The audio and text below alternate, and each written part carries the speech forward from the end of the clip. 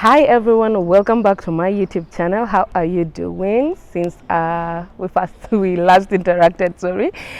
So welcome back to my channel, and if you're watching this video and it touches you, please remember to click on the subscribe link, share, like. Let's interact on the comment section because I need to hear your input.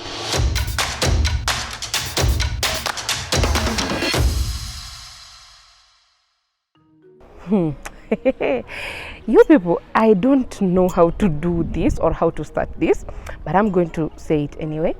So a lot of you tend to Google HIV symptoms. So somebody Googles something, comes to my inbox and gives me a whole list of symptoms that they have been feeling, and then they decide, you know, I am HIV positive because I have Googled, and Google said these symptoms match whatever I am feeling, so definitely I am living with HIV. Guys, it does not work like that. If you are living with HIV, or if you are thinking you're HIV positive, the only way you can know that is by getting a test.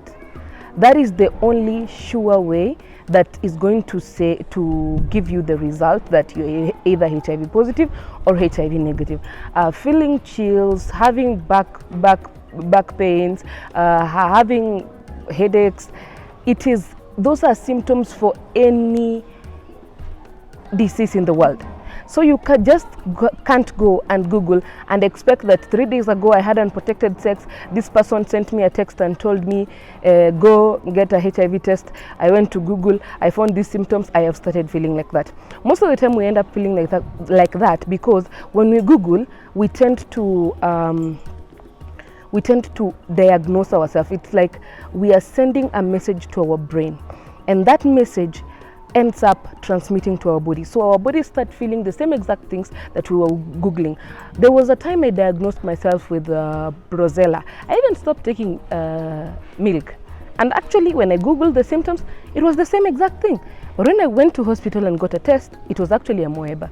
So can we please people, it is 2020, let us stop Googling HIV symptoms, because as much as we all expect that for every disease out there is a symptom, HIV doesn't exactly work like that, because HIV is a virus. It comes into our blood and sometimes it ends up eating your immune system slowly, and it can take years for that before your immune system is totally weakened, and then you start experiencing the opportunistic infections. So it's not something that you had unprotected sex three days ago and 3 days later you're having symptoms. It doesn't work like that.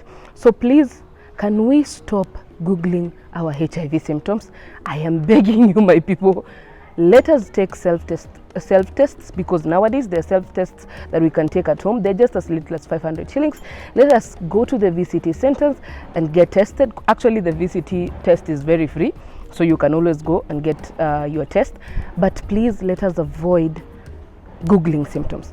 Like, we cannot continue like this. And you know, there is someone who actually came to me, and for 2 years she had diagnosed herself with HIV, and she kept insisting that she is living with HIV, to a point that I got very tired, and I told her, you know what, just go to hospital and get ARVs. And every test told her she is HIV negative, but she insisted she is positive, and insisted and insisted. So guys, please, if you really feel that you are HIV positive, the only thing that can prove that is a HIV test. And if you don't trust the normal tests, you can go and get an ELISA test. It's a little bit expensive, but some people have trust issues and they don't trust VCT tests or the self-test kit. So please get the ELISA test if you really want to be very sure. But one of the things I can tell you, the HIV tests are amongst the most accurate tests that we have in the medical world, and they don't lie. But generally, most of the tests don't lie. And if they lie, then clearly there was an issue, and you should actually sue the person who misdiagnosed you. But one of the things I know is that a test cannot come negative if you're positive.